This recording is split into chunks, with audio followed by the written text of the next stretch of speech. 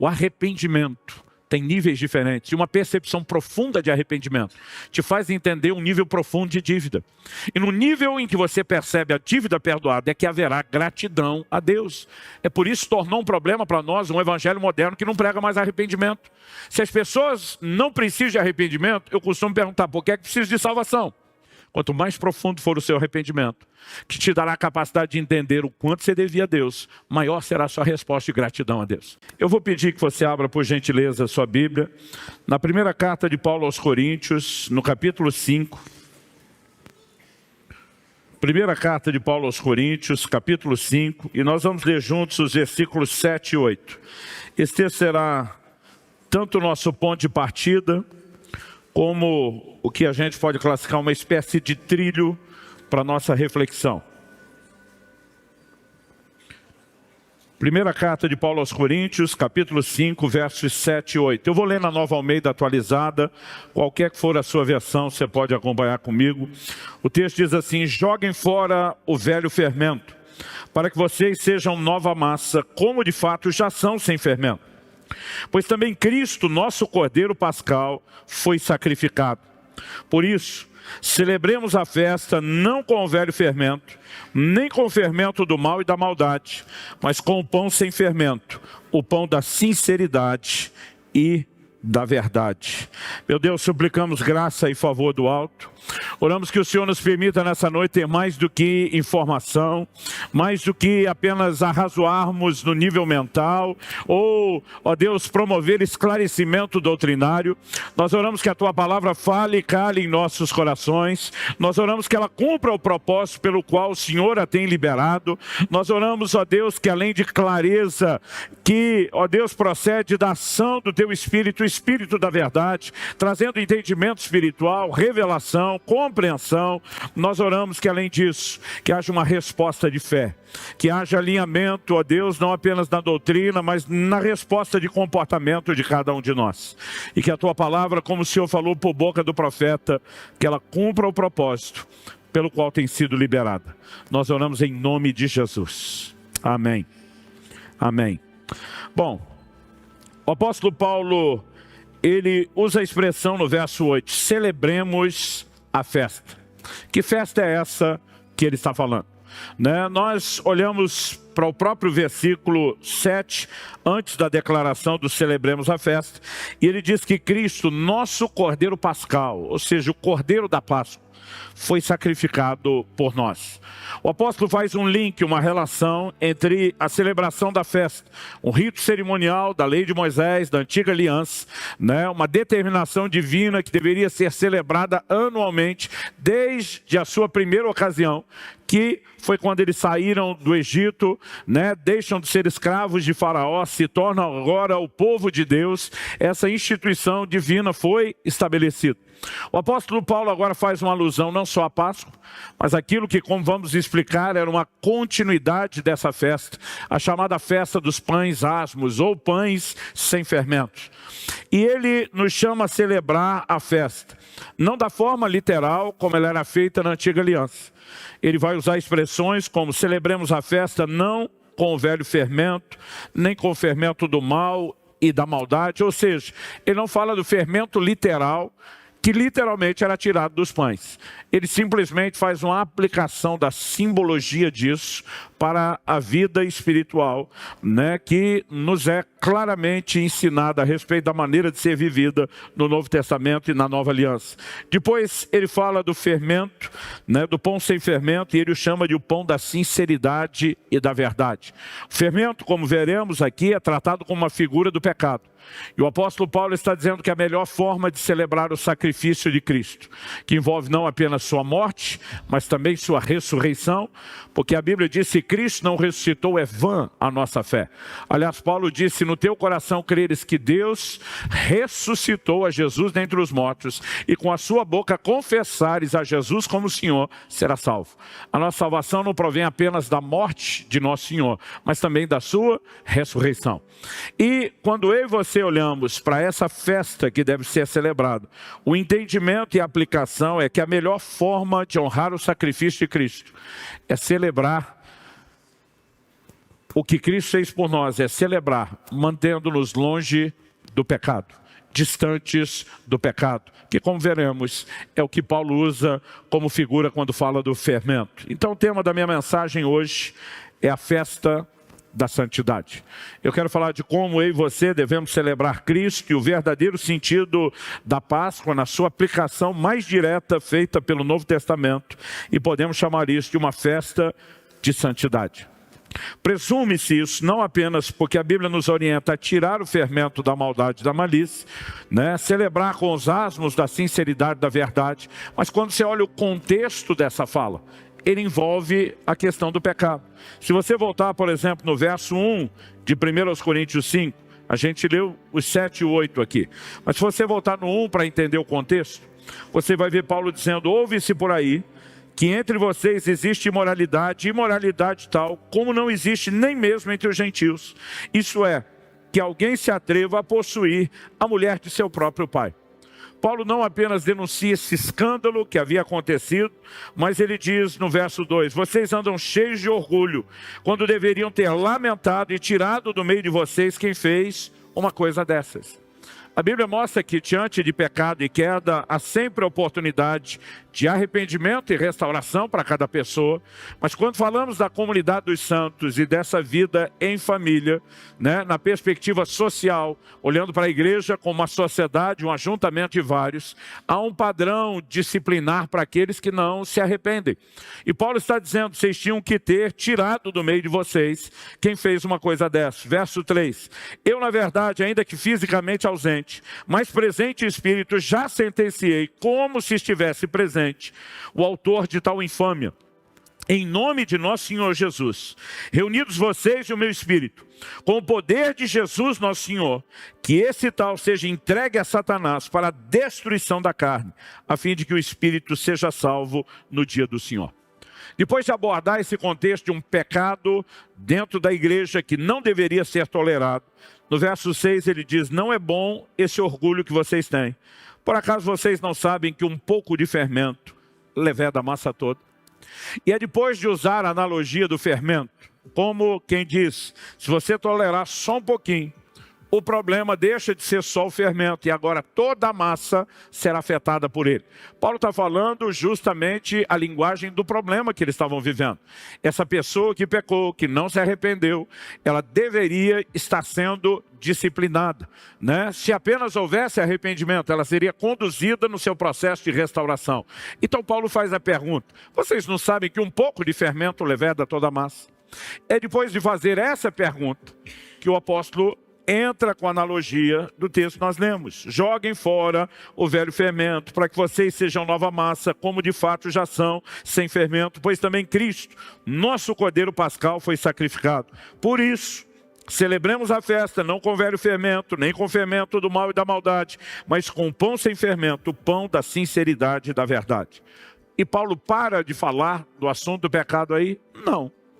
No verso seguinte, o 9, ele vai continuar falando exatamente da mesma coisa. Na outra carta, aliás, a gente costuma dizer que 1 Coríntios, na verdade, é pelo menos 2 Coríntios. E 2 Coríntios deveria ser pelo menos 3ª, porque na primeira ele já menciona a outra carta. Ele diz assim, na outra carta, já escrevi a vocês que não se associassem com os impuros. Refiro-me com isso, não propriamente aos impuros desse mundo, aos avarentos, ladrões ou idólatras, pois nesse caso, vocês teriam de sair do mundo. 11. Mas agora escrevo a vocês que não se associem com alguém que, dizendo-se irmão, for devasso, avarente, idólatra, maldizente, bêbado ou ladrão, nem mesmo comam com alguém assim. Pois com que direito haveria eu de julgar os de fora? Mas será que vocês não devem julgar os de dentro? Os de fora, esses Deus julgará. Expulsem o malfeitor do meio de vocês. Então Paulo arremata todo o assunto da disciplina, quem pecou e não se arrependeu, mas ele aproveita isso para trazer uma intervenção de ensino, de orientação clara, precisa, sobre como eu e você devemos viver, celebrando aquilo que Cristo, nosso Cordeiro Pascal, fez por nós. E eu gostaria que a gente pudesse, portanto, começar entendendo o contexto dessa festa. O ensino prático que eu quero apresentar hoje é que santidade não deveria ser um peso, como alguns olham, e sim uma celebração, uma festa, né? E o contexto é relacionado por Paulo a partir da Páscoa e da festa dos pães asmos. O que era a festa dos pães asmos? A Páscoa começava sendo celebrada com uma noite de banquete. Nessa noite se comia do cordeiro, né? Se comiam ervas amargas, pães asmos, o fermento era tirado. Mas a partir, né, daquele dia, durante 7 dias, uma semana inteira, ninguém poderia comer pão com fermento.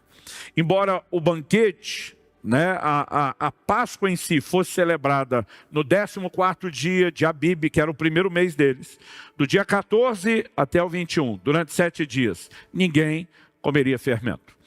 Não apenas não poderiam comer, mas como veremos no texto sagrado, nem sequer poderiam tê-lo em casa. Então não era só não consumir, sequer poderiam tê-lo por perto, né, ou dentro da própria casa. Durante a Bíblia você não vai ver muitas menções da festa dos pães asmos, porque ela nunca foi tratada como uma festa isolada, e sim como uma continuidade da Páscoa. Então a maior parte do tempo existe menção da necessidade, da importância de se celebrar a Páscoa. E um desdobramento dessa festa era a festa dos pães asmos. Então qual é? Eu quero abordar em primeiro lugar o contexto da festa. Em segundo lugar, nós vamos entender o motivo da festa. Para só em terceiro e último lugar, a gente discutir aqui quais são as consequências da festa. Se observá-la ou não, né? As consequências, o resultado. Então vamos começar pelo contexto.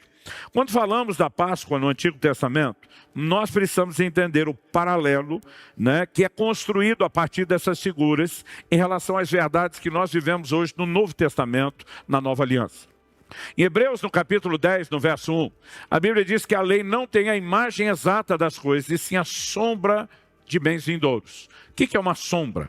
Né? Quando eu estendo a mão aqui sobre a mesa que está no púlpito, eu vejo projetada a silhueta da minha mão.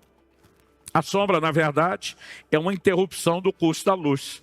E quando eu olho para a sombra, ela tem exatamente a mesma quantidade de dedos, tem exatamente a mesma disposição de dedos. O dedão está do mesmo lado na mão e na sombra, o dedo mindinho também, do mesmo lado na mão e na sombra. Mas se alguém perguntar, é imagem exata? Eu digo, exata não é.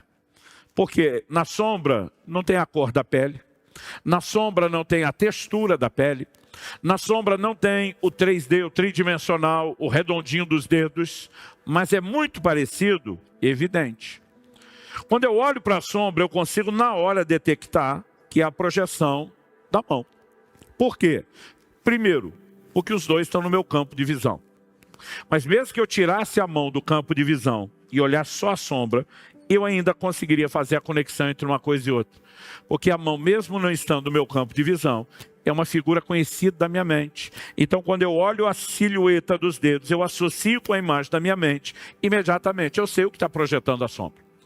Mas vamos supor que uma figura diferente da mão, um objeto desconhecido, estivesse projetando a sombra.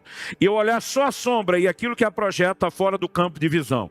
Eu conseguiria entender o que era a sombra? Não. Quando é que a sombra faria sentido? Quando aquilo que a projeta entrasse no campo de visão e eu pudesse ver a relação entre aquilo e a sombra, eu diria, era isso projetando a sombra. Ou seja, o livro de Hebreus está dizendo que na lei nós não temos a imagem exata das coisas. O que nós temos aqui é uma sombra.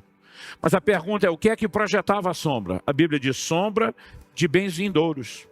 Tudo aquilo que ainda iria se cumprir e ser realizado em Cristo e que não era conhecido, projetava profeticamente, porque Deus, né, é um ser não só onisciente, conhecedor de todas as coisas, mas presciente. Então o Deus que planejou toda a obra da salvação em Cristo, fez com que do futuro para o passado houvesse a projeção da sombra dos bens vindouros. Aquilo que ainda haveria de se cumprir e de se materializar, já projetava as sombras. Ou seja, quando nós temos a mudança de lei, todos os ritos cerimoniais são interrompidos, eu gosto de dizer que o que acontece não foi uma mudança de plano, foi o cumprimento do plano. Porque nesse momento começam a ficar claras as figuras. Então vamos estabelecer um paralelo. Quando Deus realiza a primeira Páscoa, é a noite em que os israelitas vão sair do Egito, vão deixar de ser escravos de Faraó e agora se tornarão propriedade de Deus. Nós sabemos disso porque então logo eles saem, chegam lá no Monte Sinai. Êxodo 19, 5 e 6, nos mostra Deus dizendo para eles: vocês são a minha propriedade peculiar dentre todos os povos. Como é que eles saíram? Eles saem na noite em que o Cordeiro da Páscoa é morto. O seu sangue não apenas é derramado, mas eles precisaram colocar nos umbrais das portas. O que fala simbolicamente uma apropriação de fé daquilo que significava ser o sangue derramado de Cristo. Quando chega no Novo Testamento, não só Jesus é chamado de o Cordeiro Pascal, mas a Bíblia diz que em 1 de Pedro 1, a partir do verso 18, não foi com prata ou ouro que fostes resgatados da vossa vã maneira de viver, que por tradição herdaste dos vossos pais. A Bíblia diz: mas com o precioso sangue. A moeda de pagamento do ato de compra era o sangue, mas com o precioso sangue de um cordeiro sem defeito, conhecido na verdade antes da fundação do mundo, mas agora manifesto, revelado só agora, por amor de vocês. Há um paralelo? Então Cristo está para nós da mesma forma como o Cordeiro da Páscoa estava para eles. Assim como na noite em que o primeiro Cordeiro, na celebração da primeira Páscoa, né, o Cordeiro foi imolado, o sangue derramado, eles deixaram de ser escravos para ser propriedade de Deus. Eu e você também, por causa da morte de Cristo, deixamos de ser escravos. Eles estavam debaixo de um tirano humano, o faraó. Eu e você estávamos debaixo de um outro tirano espiritual. Satanás nos escravizava. Mas Colossenses 1,13 diz que Deus nos arrancou do império das trevas e fez de nós o seu povo, a sua propriedade. Em 1 de Pedro 2,9, a Bíblia diz o quê? Ela aplica sobre nós, a igreja, as mesmas falas que foram proferidas sobre Israel, quando saindo do Egito, chega no Monte Sinai. Ou seja, em 1 de Pedro 2,9, você tem uma citação de Êxodo 19, 5 e 6. Vós sois a nação santa, a geração eleita, o sacerdócio real, o povo de propriedade exclusiva de Deus. Ou seja, o paralelo é claro. Nós olhamos para a Páscoa no Antigo Testamento e ela é a figura da redenção que a nação de Israel viveu, que prefigurava a redenção que eu e você experimentamos em Cristo Jesus. Deus diz: eu não quero que tudo isso que eu fiz seja esquecido. Então Deus diz: haverá uma festa que vai manter viva a consciência do que aconteceu e vai gerar em vocês uma resposta de gratidão. Quando você olha a obra de Cristo, não é diferente. Daqui a pouco nós vamos falar, mesmo durante a mensagem, sobre a ceia do Senhor, que teremos ao final do culto. Deixamos a ceia para o final hoje, pelo contexto da mensagem. Jesus disse: vocês vão fazer isso em memória de mim. Ou seja, a própria ceia foi instituída na noite em que Jesus está celebrando a Páscoa com os seus discípulos. E ela entra como uma figura daquilo que era a Páscoa. Um momento de mesa memorial que gere recordação, consciência e expressão de gratidão daquilo que foi feito. Então, quando o apóstolo Paulo está dizendo celebremos a festa, ele está dizendo ela não será feita exatamente nos termos literais em que era quando era parte de um rito cerimonial. Ele diz: mas agora ela terá sua aplicação no plano espiritual. E eu e você precisamos entender o paralelo. Em Êxodo, no capítulo 12, se você quiser pode tomar nota, se for rápido de endereço, acompanha comigo a leitura. Êxodo 12, eu quero ler do verso 14 até o 20, algo que nos ajuda a entender a festa dos pães asmos, ou sem fermentos, que é o significado da palavra asmo, né, que acompanhava a celebração da Páscoa. Então Deus diz assim: 7 dias vocês comerão pães sem fermento. Logo no primeiro dia, tire o fermento das suas casas. Não era só da massa, da casa. Pois todo aquele que comer coisa levedada, desde o primeiro dia até o 7º dia, será eliminado de Israel. No primeiro dia, vocês terão uma santa convocação. E também no 7º dia terão santa convocação. Não façam nenhum trabalho nesses dias, exceto o que diz respeito ao comer. Somente isso poderão fazer. Guardem a festa dos pães sem fermento. Porque nesse mesmo dia tirei os exércitos de vocês da terra do Egito. Portanto, vocês guardarão esse dia de geração em geração por estatuto perpétuo. Deixa eu fazer uma pausa aqui. Tudo o que é chamado no Antigo Testamento de estatuto perpétuo não teria fim. Poderia até não continuar como um rito cerimonial, mas ele teria alguma continuidade, pelo menos no simbolismo. Então, por exemplo, a oferta de incenso no Antigo Testamento, ela é chamada de estatuto perpétuo. No Novo Testamento, você não encontra uma oferta de incenso literal.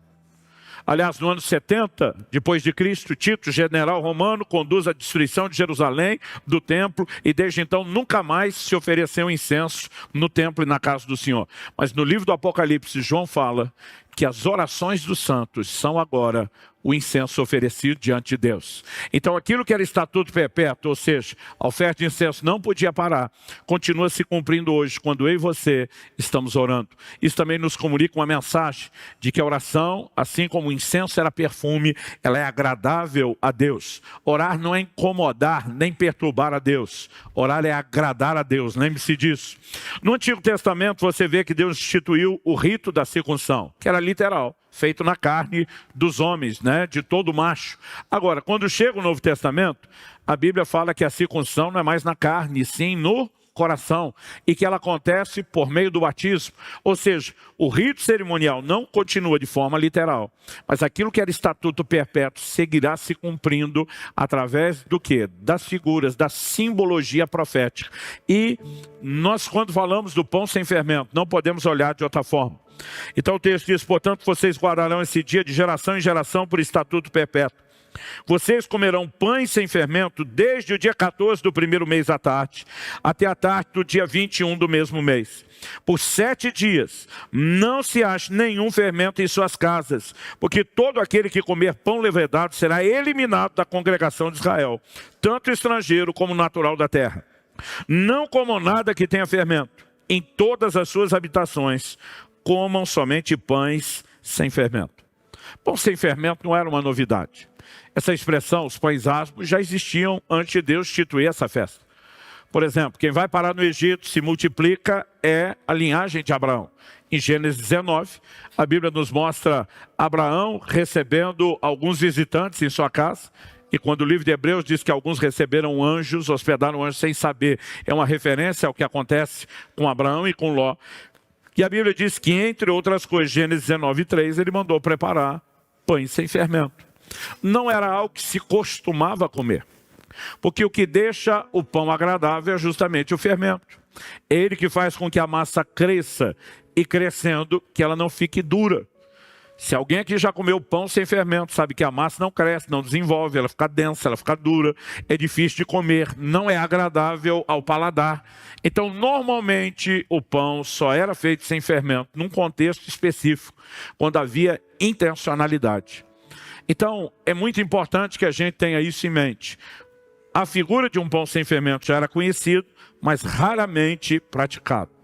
Nessa aplicação espiritual, o fermento é visto como uma figura da maldade, da malícia, como lemos em 1 Coríntios 5, 6 e 7. E os asmos, figuravam sinceridade e verdade, ou seja, pureza, como vimos em 1 Coríntios 5, 8. O fermento não era tirado só do pão, mas também das casas. E Deus dizia, se alguém for encontrado com fermento em casa, não precisa nem estar no pão, nem ter comido. Ele será eliminado de Israel. É muito importante entender que desde as figuras da antiga aliança não havia tolerância para quem desobedecia a ordem de trazer fermento. A celebração da Páscoa tinha que ser sem fermento. Deus está dizendo, você quer mesmo quebrar o padrão, saiba o que isso vai te custar, você será eliminado do povo.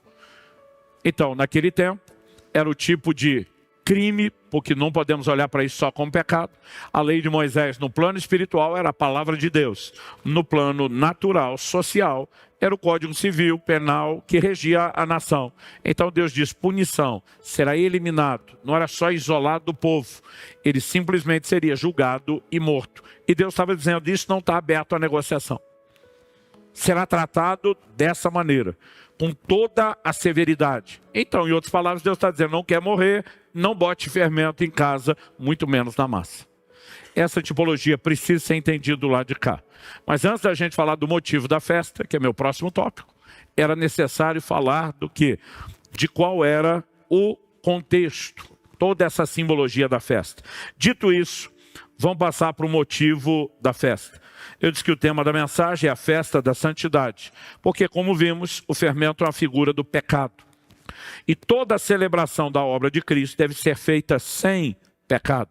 Porque não faz o menor sentido você celebrar o perdão, a redenção dos pecados em pecado. Que festa seria essa? dizer, Senhor, nós somos profundamente gratos pelo alto preço pago por Jesus para nos libertar do pecado. E a gente está aqui celebrando, se mantendo no pecado, que custou tão caro para o Senhor nos libertar. Qual o sentido disso? Então, toda a ideia se celebra sem fermento. Mas santidade, ela precisa ser devidamente entendida. Em primeiro lugar, eu costumo dizer que ela não é requisito para a salvação. Nós somos santificados a partir da salvação. E não somos salvos porque somos santos. Aliás, a salvação, ela não tem nada a ver com nenhum tipo de mérito. Ela é baseada na obra de Cristo. Mas eu e você que somos alcançados, devemos depois dar uma resposta de santificação a Deus. Ou seja, o processo iniciado na conversão deve continuar. Foi o que Jesus falou àquela mulher apanhada em flagrante adultério. Trouxeram a mulher até Jesus e disseram, na lei Moisés mandou que seja apedrejado. O que é que o Senhor tem a dizer? Jesus dispara uma frase que nunca esteve na lei de Moisés. Ele diz, aquele dentre vocês estiver sem pecado, atire a primeira pedra. Começa a execução. Apesar da exigência de Jesus não estar na lei, aquilo fritou a consciência dos seus ouvintes. E a Bíblia diz que um por um, começando pelos mais velhos, eles começam a se retirar. Não acredito que aquela turma, da noite para o dia, ficou contra a lei de Moisés. Mas imagino que eles começaram a pensar, eu é que não tenho moral para isso, espero que alguém o faça. Depois o outro, depois o outro. Um dia alguém me perguntou, pastor, por que o senhor acha que começou dos mais velhos? Falei, para mim é uma questão de probabilidade estatística. Quem viveu mais, pecou mais, simples assim. Mas aí Jesus faz a declaração para essa mulher, que é a revelação da graça no Novo Testamento. Eu não te condeno. Mas Jesus também diz, vá e não peques mais. O problema é que hoje em dia muita gente está tentando reduzir a graça à primeira parte da frase.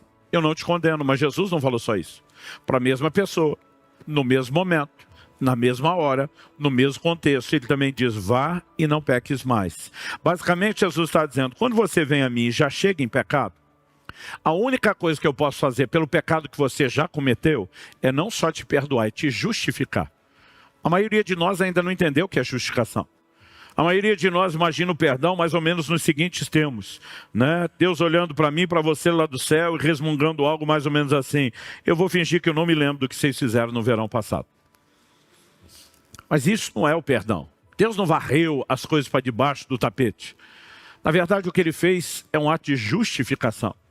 O que significa ser justificado? É ser tornado justo. Quem é o justo? Justo é quem não errou. Então eu e você precisamos parar de acreditar que ser justificado é algo para o dia da conversão, do dia da conversão para frente. E se eu te disser que a justificação também é retroativa, da conversão para trás? Tente imaginar que toda a sua vida foi filmada. E você resolveu assistir o seriado da sua vida.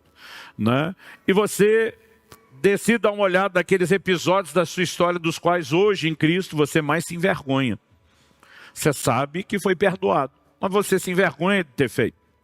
E de repente você vai assistir essa série de vídeos no streaming, no banco de dados lá do céu. Sabe qual seria a sua surpresa? Você ia ficar chocado. Porque você ia dizer, peraí, o ator principal ainda sou eu? O cenário é o mesmo, que as coisas aconteceram no mesmo lugar. Mas você ia dizer, alguém editou esse filme. Alguém mudou o script. Porque se você assistisse hoje, você não cometeu nenhum pecado. Aos olhos de Deus, você não foi só perdoado do que você fez. Você foi justificado como se nunca tivesse feito. Quem está entendendo? Mas o mesmo Jesus que dá essa notícia maravilhosa e diz não há condenação para quem foi justificado, também diz vá e não peque mais. Então ele está dizendo, eu não quero resolver só o seu passado, eu quero mudar o seu presente e o seu futuro. E o que significa não pecar mais? Em 1 de João, no capítulo 3, no verso 4, a Bíblia define o pecado como a transgressão da lei, desobediência. Então Jesus está dizendo a essa mulher, o pecado é desobedecer a lei de Deus. A partir de hoje você não será condenado de tudo que desobedeceu. Mas a partir de hoje, eu quero que você comece a obedecer. Então nós precisamos entender que santidade não é assunto secundário ou periférico no plano e no propósito de Deus. De forma alguma. A Bíblia diz em Efésios 1,4 que Deus nos elegeu nele antes da fundação do mundo para que fôssemos santos e irrepreensíveis. Santidade, que é o resultado do processo de santificação, é o cerne do propósito de Deus para a criação do homem. Então, eu e você temos que entender e viver isso. Quem está entendendo, diga amém. Então, quando falamos santidade, embora ela não seja o requisito, ela deveria ser a consequência. Também deveria ser uma resposta de gratidão a Deus. Em Lucas, no capítulo 7, dos versos 36 a 50, Jesus tem um episódio, porque ele está na casa de um homem religioso que não o tratou como deveria. E a Bíblia fala de uma mulher pecadora que entra, expressa toda a sua gratidão, mas julgaram não só a mulher, como Jesus. Alguém resmunga, se esse homem fosse profeta, saberia quem é a pessoa que o tocou. E aí Jesus simplesmente vira para o dono da casa e fala, olha, eu tenho uma pergunta para te fazer.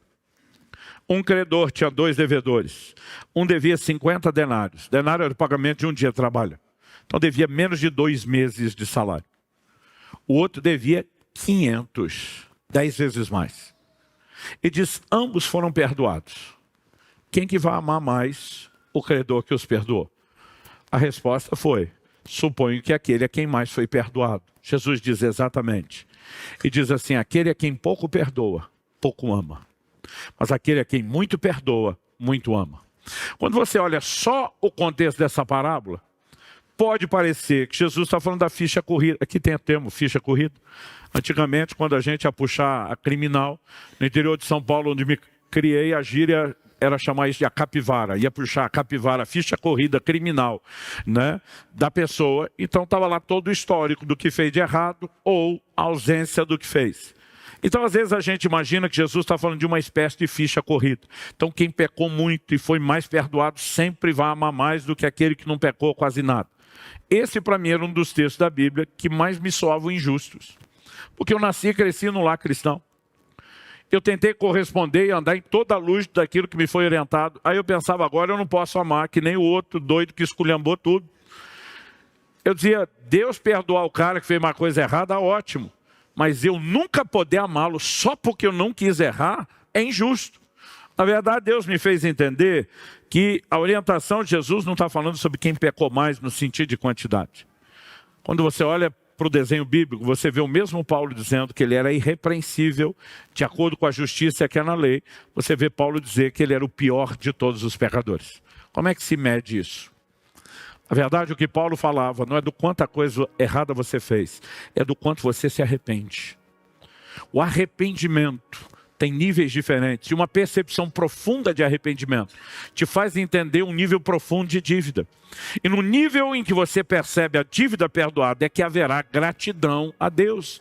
É por isso que tornou um problema para nós um evangelho moderno que não prega mais arrependimento.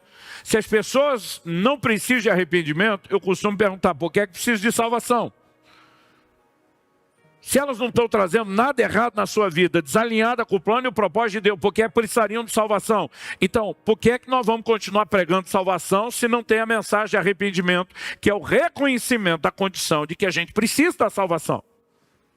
Mas de alguma forma, aos poucos, a gente está sabotando verdades importantes que promoveriam uma consciência diferente em resposta a Deus. O arrependimento é uma delas.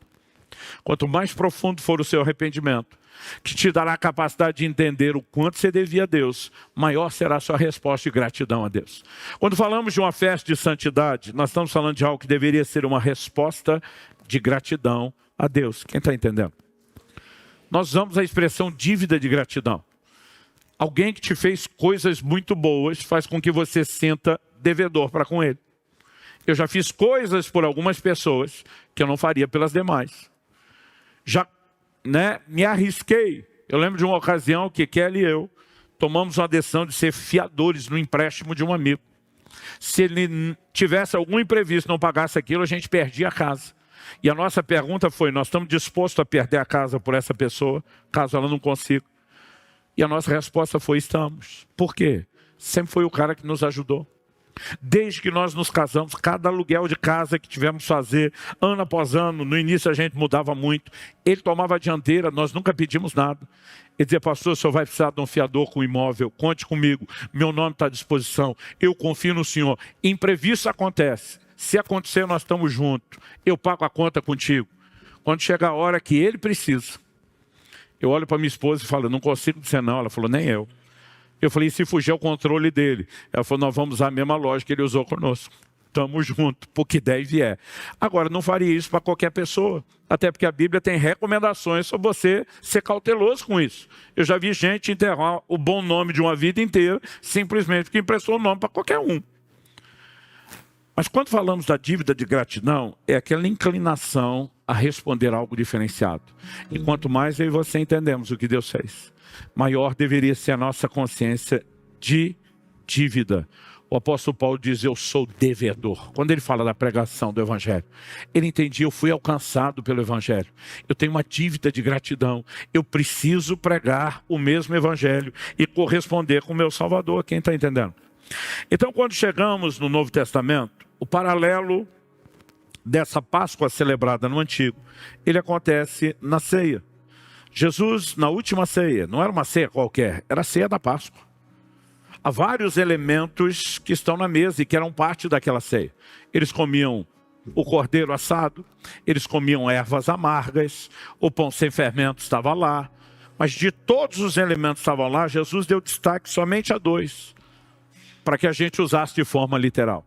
A Bíblia diz que ele parte o pão e que ele faz menção do cálice, onde havia o fruto da vide. E diz que o pão representa o seu corpo e que o cálice representava o seu sangue. Então, em 1 Coríntios 11, de 23 a 26, nós vemos o apóstolo Paulo dizendo, porque eu recebi do Senhor o que também lhes entreguei. Que o Senhor Jesus, na noite em que foi traído, pegou um pão e, tendo dado graça, o partiu e disse, isto é o meu corpo que é dado por vocês, façam isso em memória de mim. Do mesmo modo, depois da ceia, pegou também o cálice, dizendo, esse cálice é a nova aliança no meu sangue.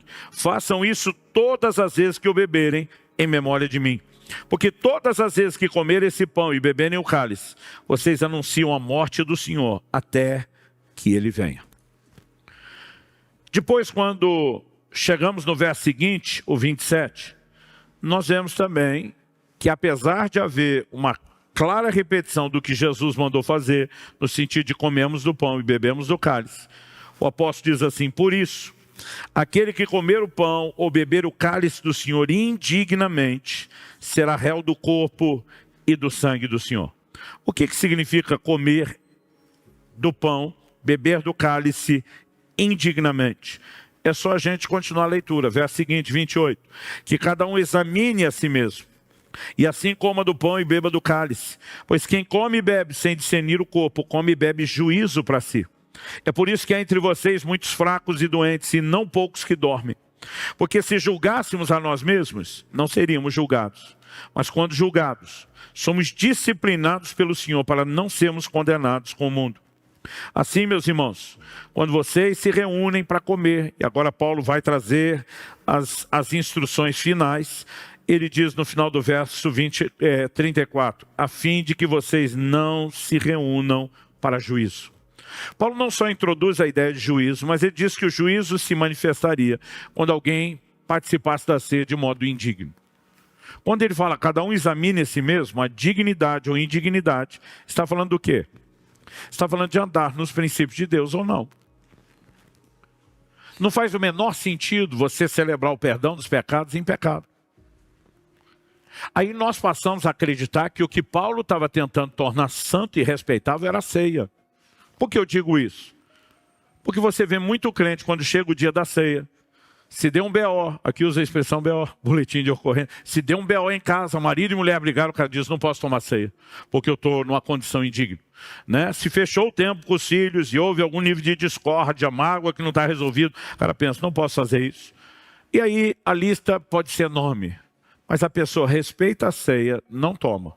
Depois no outro mês ele está com outro BO, não toma. Depois no outro, ele está respeitando a ceia, mas a pergunta é, ele está respeitando o Cristo que deveria ser celebrado?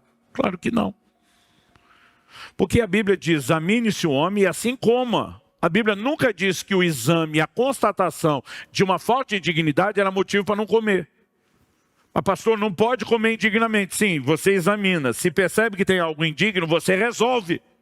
Você arrepende, joga fora isso da sua vida para que você possa comer. Agora, que ideia é essa de que então eu não como e continuo em pecado? Como é que você está honrando Jesus? Você pode estar honrando a ceia, mas não o Cristo que seria celebrado na ceia. Porque para honrar o Cristo que é celebrado na ceia, a gente tem que jogar fora aquilo que trouxe indignidade, em vez de manter na nossa vida. Quem está entendendo? Então, nós criamos uma mentalidade que nos leva fora da essência do que é a celebração. Pastor, eu errei. Arrependa e conserte. A palavra pecado, no hebraico do Antigo Testamento, ou no grego do Novo, as línguas originais, ela tem a ideia de perder o alvo. Não acredito que o crente acorde de manhã resmungando, hoje é dia de maldade, o que eu posso fazer para ofender a Cristo? Mas quando você percebe que tropeçou, qual deveria ser a atitude imediata? Arrependimento e conserto. Então, quando entendemos isso e houve conserto, nós vamos celebrar. O que nós não podemos é celebrar o perdão dos pecados em pecados. O que nós não podemos é celebrar a Páscoa com fermento. Porque aí é cuspir na cara de Nosso Senhor. É dizer para ele, não importa o quanto o Senhor sofreu, o sacrifício, o preço pago, eu estou me lixando porque o Senhor fez. Porque o Senhor fez tudo isso para me tirar do pecado. E eu quero continuar no pecado e vou ficar. Como é que isso é uma celebração de gratidão? Tenta imaginar um desenho parecido. Você vai a um sacrifício enorme por alguém, a pessoa se comporta como quem não está nem aí com o que você fez, mas está sorrindo na sua frente dizendo que é grata. Alguns de nós pecaríamos se estivéssemos diante de uma cena dessa. Então, quando a gente entende não só qual é, né, a tipologia, o contexto da festa, mas a gente entende o motivo, a essência do que deve ser aplicado, nós vamos perceber, não celebra a redenção em pecado. Em Êxodo 34, 25, Deus diz, não ofereço o sangue do meu sacrifício com pão levedado. Não era só na Páscoa. O fermento nunca podia estar presente em nenhum sacrifício pelo pecado. Porque não faz o menor sentido celebrar perdão de pecados em pecado. Dito isso, vamos terminar com as consequências da festa em terceiro lugar.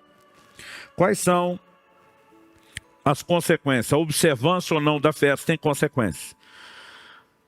A gente pode falar da consequência de se observar a festa e celebrá-la, e por outro lado, a consequência de não se observar.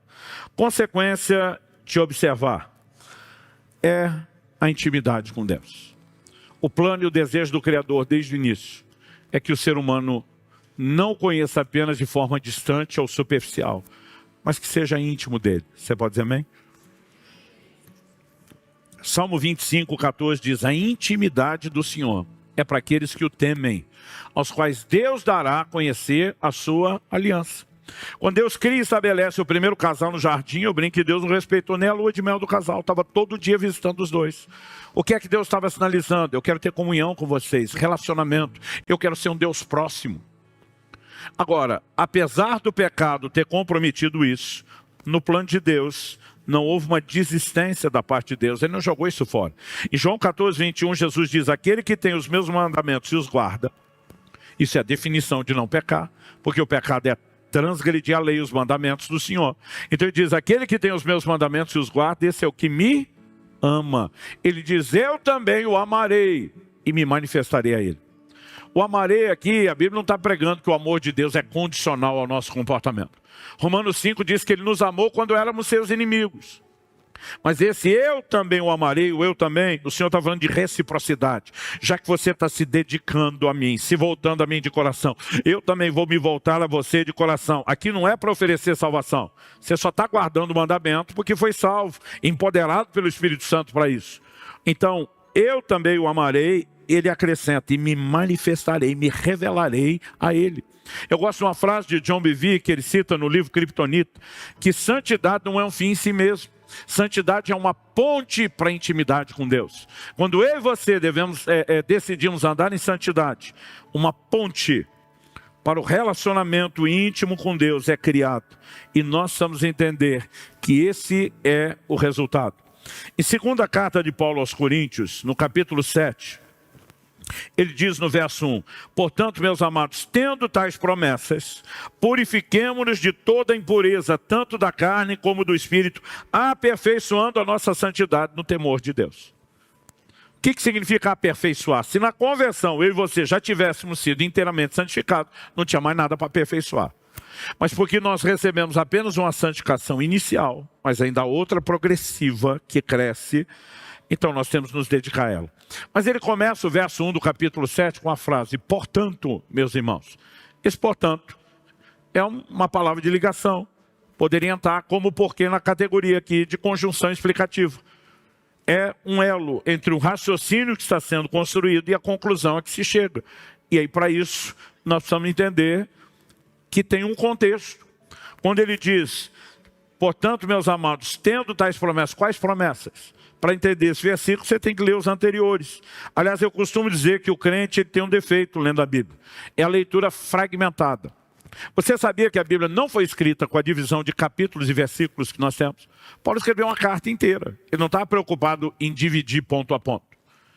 Essa divisão, ela é recente na história. Pastor, o que significa recente? Ela aconteceu em dois momentos. Primeiro houve uma divisão em capítulos, depois houve uma divisão em versículos. Qual era o propósito disso? Nos ajudar a achar o que está escrito onde.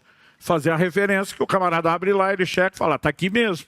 Porque com um texto tão grande, como é que a gente poderia conferir? Então essa divisão em capítulos aconteceu no ano 1200 da era cristã. A divisão em versículos depois do ano 1500, que o Brasil já descoberto. Aí nós passamos a ter essa divisão na Bíblia. Então o que eu e você precisamos entender é que às vezes a leitura fragmentada nos atrapalha. Hoje vou ler o capítulo 7. Portanto, meus irmãos, tendo tais promessas. Que promessa? O cara nem lembra, faz tempo que ele leu o capítulo 6, se é que leu.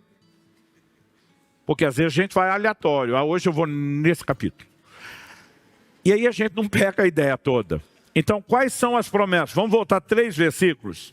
Os versos 16, 17 e 18 são os últimos 3 de 2 Coríntios 6. Paulo pergunta, que ligação há entre o santuário de Deus e os ídolos? Porque nós somos santuário do Deus vivo, como ele próprio disse. Habitarei e andarei entre eles, serei o seu Deus, e eles serão o meu povo. Aqui é uma promessa. Habitarei e andarei entre eles. Eu vou ser o Deus deles, e eles vão ser o meu povo.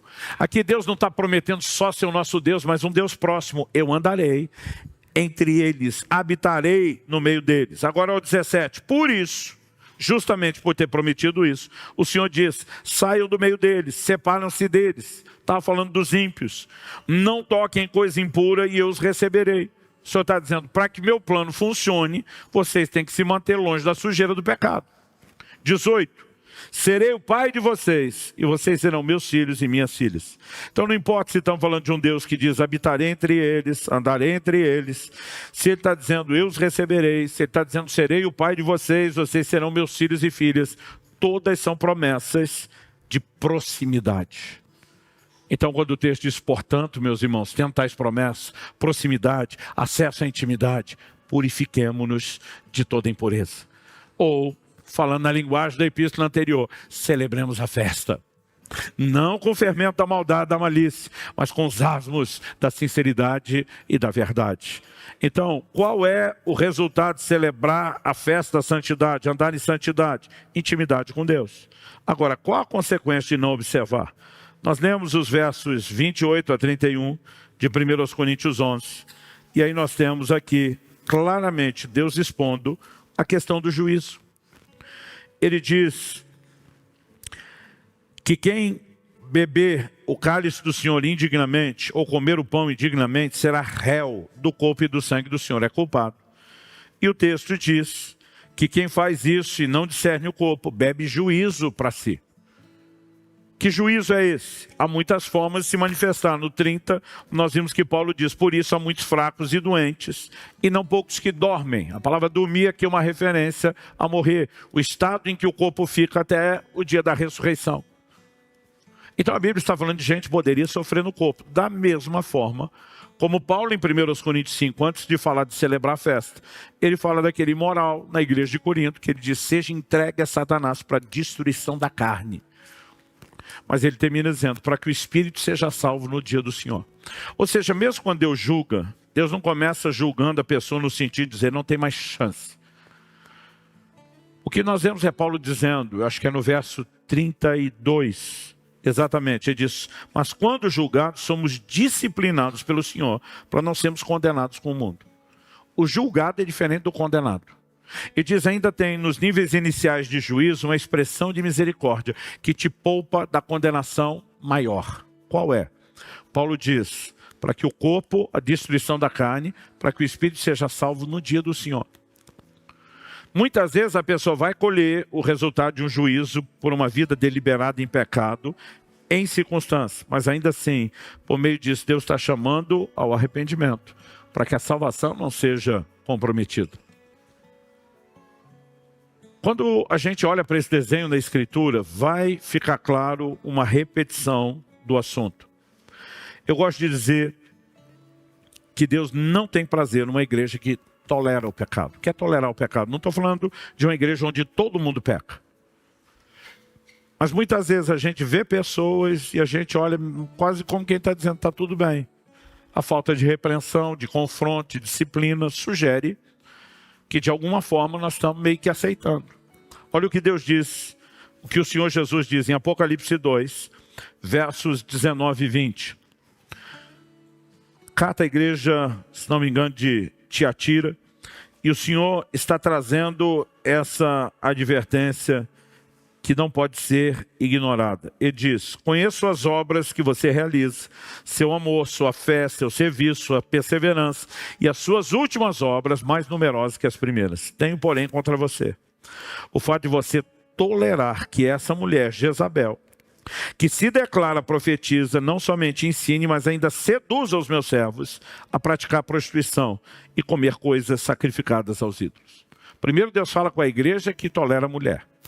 Agora é o que ele vai dizer no verso, a partir do 21 ao 23. Dei-lhe tempo para que se arrependesse, porém ela não quer se arrepender da sua imoralidade. Tem muita gente quando peca e não é julgado de imediato, que ele acha que se safou. Mas ele confunde a longanimidade, que é a paciência de Deus, ele confunde com impunidade. É meio que aquela conclusão do, não deu nada não.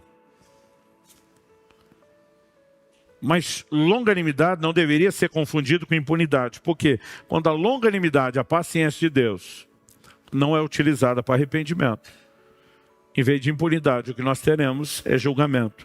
Deus diz, verso 22, eis que farei com que fique acamada, e trarei grande tribulação aos que com ela adulteram, caso não se arrependam das obras que ela incita. Matarei todos os seus filhos e todas as igrejas saberão que eu sou aquele que sonda mentes e corações e retribuirei a cada um segundo as suas obras. Primeiro ele confronta o grupo que tolera. Depois ele vai falar do pecado da mulher que não quis se arrepender, que estava esgotando o tempo e ele iria julgá-lo. Depois ele diz que esse efeito sobre a mulher, mesmo se não levasse ela ao arrependimento profundo, no mínimo seria algo didático para todas as igrejas. O que você acha que aconteceu na igreja em Jerusalém, Atos 5, quando Ananias e Safira caíram mortos? Se você olhar para o texto bíblico, você vai ver que Deus não apenas julgou um casal que pecou e não se arrependeu. O que você vai perceber no texto bíblico é que houve um impacto, um desdobramento didático. O verso 11 de Atos 5 diz, sobreveio grande temor a toda a igreja e a todos aqueles que ouviram falar desses acontecimentos. Então Deus julga, confronta os que toleram, a própria pessoa anuncia o nível de juízo que vai praticar e ele diz, espero que o resto de vocês aprenda com os erros dos outros. A gente fala muito sobre aprender com os erros, mas é mais sábio aprender com os erros dos outros do que os nossos. Alguém já errou antes. Para que você não precise errar de novo e aprender a mesma coisa. Mas basicamente o que a Bíblia está nos mostrando é que a falta de arrependimento que nos leva a um estilo de vida onde nós estamos tentando preservar fermento, fará com que sejamos julgados, talvez até no nível extremo de ser eliminado do povo. Aonde isso nos leva?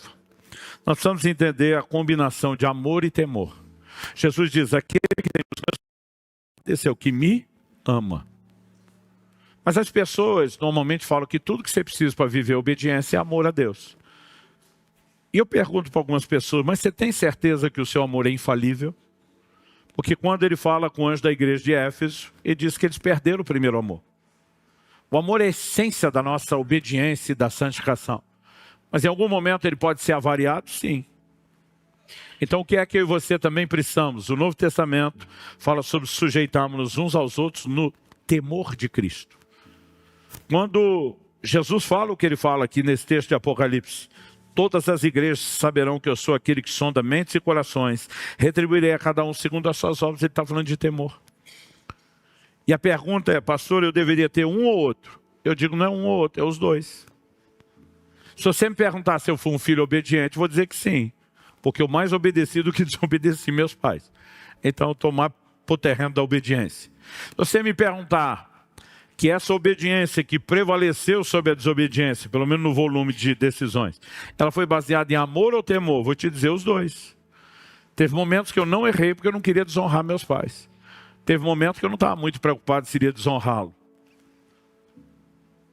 Mas o temor de como eles lidariam comigo depois daquilo me fez escolher não fazer. Em especial do meu pai, que sabia corrigir bem mais do que mamãe. Mamãe era amadora, papai era profissional. Por que eu estou dizendo isso? Eu vi uma pessoa outro dia falando, a obediência tem que ser baseada no amor e não no temor. Eu falei, a Bíblia ensina os dois.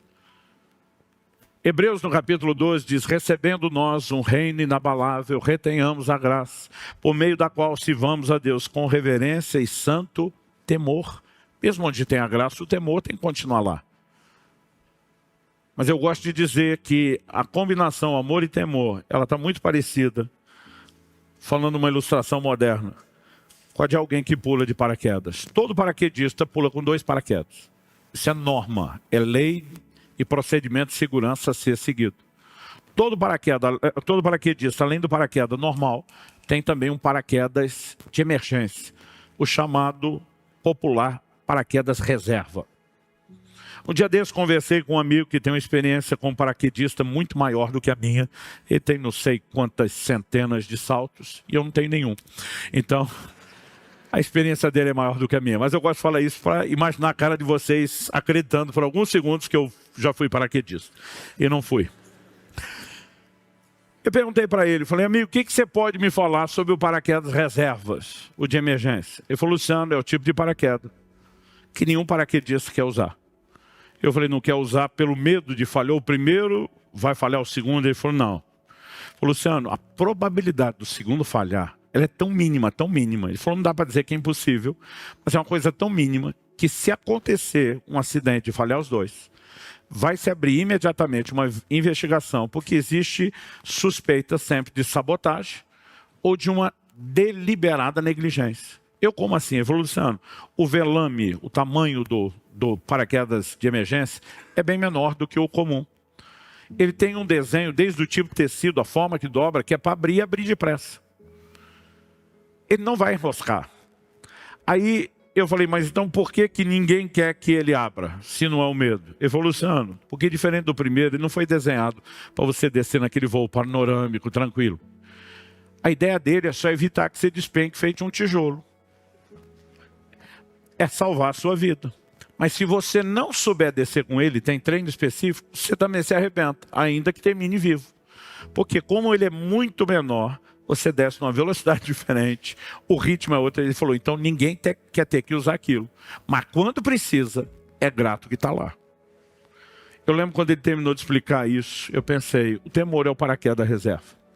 É bem mais confortável você descer no amor. Mas se em algum momento faltar o amor, que pelo menos o temor salve a sua vida. Amém? Eu queria que você ficasse em pé para parecer que está acabando.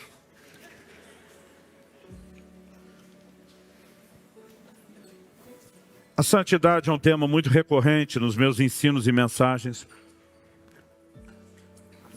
Desde que comecei a entender na doutrina bíblica a sua importância. Eu lembro de um dia que uma pessoa, obviamente, com grandes distorções doutrinárias, veio me confrontar e falou, você está botando peso no povo, pregando santidade. Eu falei, peso para você que não tem compromisso. Porque em 1 João 5,3, a Bíblia diz que seus mandamentos não são penosos, não são pesados. A ideia de Deus nunca foi que santidade fosse um peso. A ideia de Deus é que santidade seja uma festa. Quem está entendendo? Até porque o que eu e você vamos desfrutar em Deus é uma festa. Em Filipenses, no capítulo 1, no verso 27, a Bíblia diz com toda a clareza que nós devemos viver de modo digno do Evangelho de Cristo. Não estou falando sobre tentar ser digno pelo comportamento. Nenhum de nós era digno de coisa nenhuma que Deus nos deu. Ele nos deu pela sua graça.